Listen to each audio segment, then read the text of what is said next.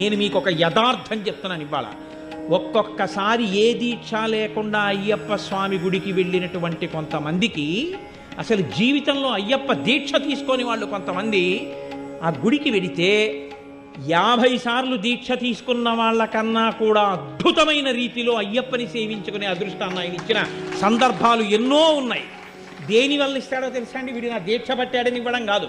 వీడికి ధర్మమునందు అనురక్తి ఉంది, వీడికి వేదమునందు అనురక్తి ఉంది, వీడికి నా రూపమునందు అనురక్తి ఉంది, ఈశ్వరుడి యందు అనురక్తి ఉంది. అది ఆయనకి చాలు.